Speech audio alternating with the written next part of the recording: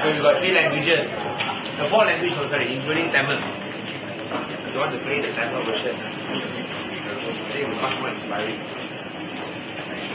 Anyway, I think let's start our press conference. Together with me is our DAP Penang Chairman, Saudara Chow Pong Kiao, our DAP Penang Vice Chairman, Saudara Sangaskaran, all candidates for election, as well as other candidates, Jamdeep, Hong Wan, Sun Sing. Prof is here. Prof, come. I'll say the same. So, come. Officially, we're going to launch our National Manifesto for the 2008 general election. Then, we can do better. We feel that Malaysia can do better. Malaysia boleh buat lebih baik lagi. Malaysia 要更好. So this is our manifesto, that we feel that we deserve better and the government has failed. There are many issues that the government has failed, whether in terms of educational opportunities, whether in terms of performance, whether in terms of integrity and widespread corruption. But I think 2 issues that are on people's minds are basically this: crime and economy. Crime and economy.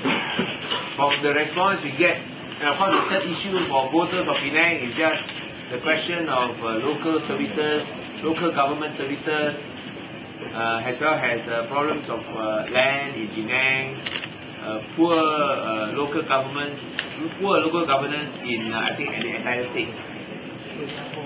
Crime and economy are issues that not only affect the people of Penang, but also the entire country.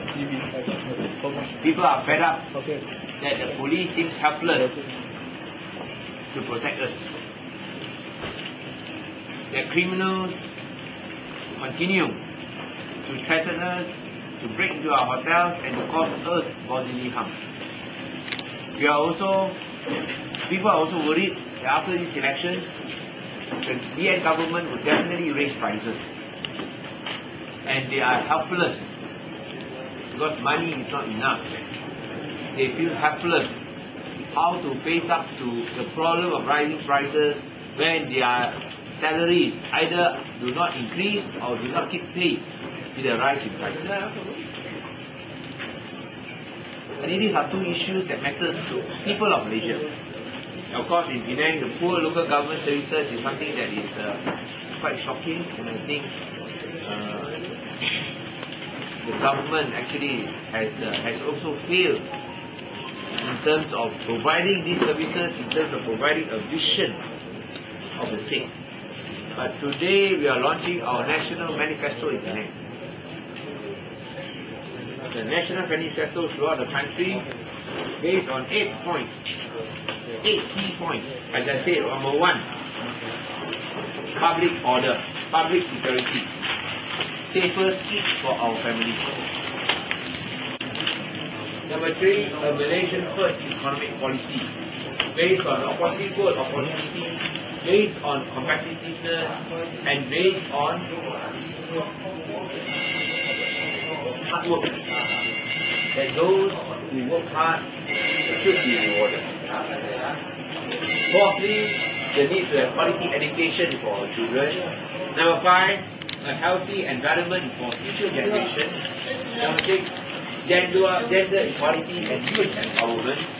Number 7, a clean government. Because despite the promises made by Badawi, we have still failed to wipe out corruption. Corruption has become from bad to worse. Finally, the need to establish democracy and freedom in Malaysia to fulfill the promises of Merdeka 50 years ago.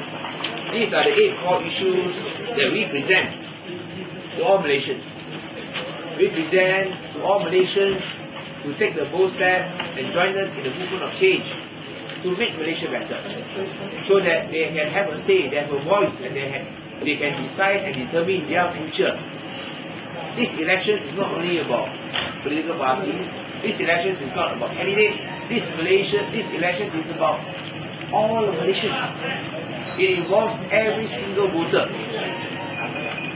You are the most important in this election, and you must decide so that we can determine the future of our country. And we want to say this: the government somehow has failed to live up to its promises. And because they have failed to live up to its promises, we should ask, can we continue to support this government and give them an overwhelming mandate that they received in the 2004 general elections? Many people feel disappointed that the Prime Minister has failed to deliver. The Prime Minister has said that he wants to hear the truth. Yet when people tell him the truth, he sends people to ISA under Committing Detention Camp.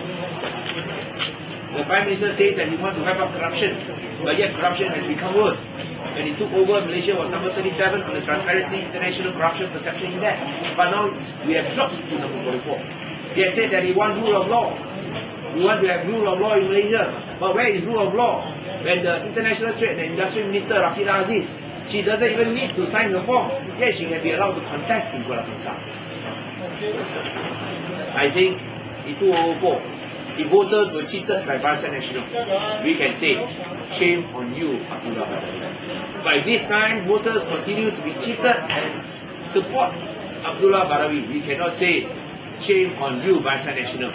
I think we can only blame ourselves.